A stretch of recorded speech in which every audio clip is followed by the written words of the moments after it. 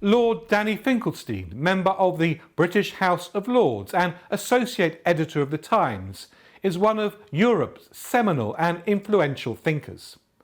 His columns are both challenging, witty, and often controversial. They inform, entertain his huge following of physical and virtual readers.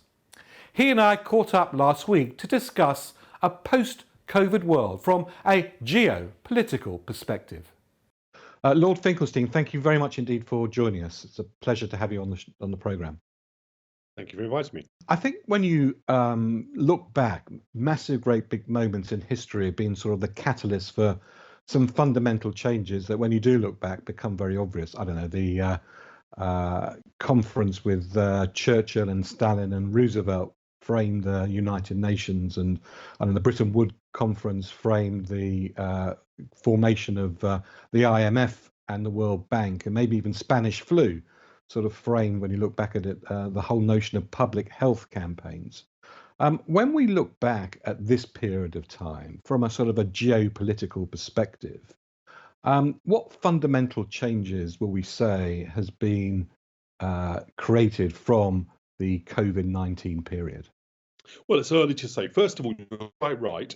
And not only is it generally true that big changes, we don't necessarily notice them when they're happening, but big moments produce big changes. But specifically, disease does that. However, one can make some educated guesses. So, first of all, unfortunately, in a very prosaic way, it's going to lead to an era in which we have less money. And whenever you have less money, you end up in a battle over resources, and becomes scratchier, and it becomes extremes become more attractive because people are more polarized. And to some extent, we've actually been through that politics, and only we're just beginning to come out of it when now we'll be plunged into it again. That's one consequence. A second one, possibly a little bit to some people a better one, is that we have, I think, probably gone past some of the taboos about spending money that have meant that we looked at some problems and said, well, we can't deal with that because it involves a relatively small amount of money, but even that would depart from the baseline of the Treasury's forecast, and we can't go to that. As I say, some people would regard that as a good thing, but unfortunately, as we're also going into a period where we have less money, that could make those tensions even greater. However, I think it does at least suggest that boldness is possible. And so maybe on something like social care, where we've been held back by the idea that it would require a lot of money and sacrifice from people, the degree of sacrifice that people are willing to engage in for a common social good, maybe we've recalibrated that. I think another big change will come in terms of world politics. So we have definitely said that we've definitely noticed that there hasn't been much world leadership in this crisis. That's partly institutional. The World Health Organization is a dysfunctional body, but it's also partly about that American leadership. The post-war era has been Pax Americana. But maybe we're now going to be post the post-war era. And so we're entering into a new period in which perhaps American political leadership isn't going to be as noticeable or as useful.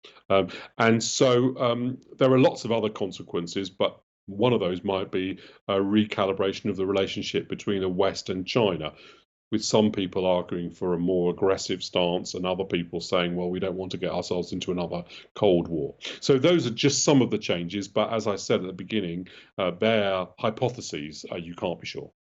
Well, I'd imagine that we all want the world to be put back in a slightly different order to where it is at the moment. So what would you like to see put back in a slightly different way so that we all can live in a better, fairer society?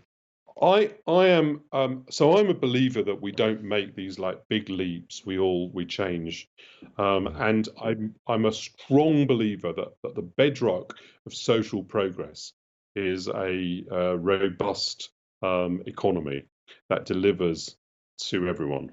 If you don't succeed in doing that, you will not succeed in progressive social change. So the most important thing to put in place the ability to make slow progress towards a juster, freer society that benefits everybody is to get the economy working again. And we shouldn't underestimate the centrality of that as we leave this. There will be all sorts of things. The first thing that we should do is pay nurses more money, right? Or pay care workers more.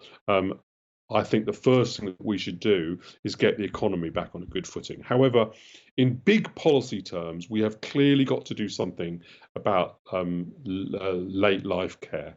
We're not putting enough money into that. This moment where all of the financial basics of government have been thrown up in the air, right? It probably isn't going to be the perfect moment to deal with social care because we have so much else to deal with, and financially it'll be hard to deal with at that moment. But this is the moment to strike. Well, Danny Finkelstein, Lord Finkelstein, thank you very, very much indeed for sharing your thoughts with us. It's been a pleasure to spend time with you. Thank you very much indeed. Thank you.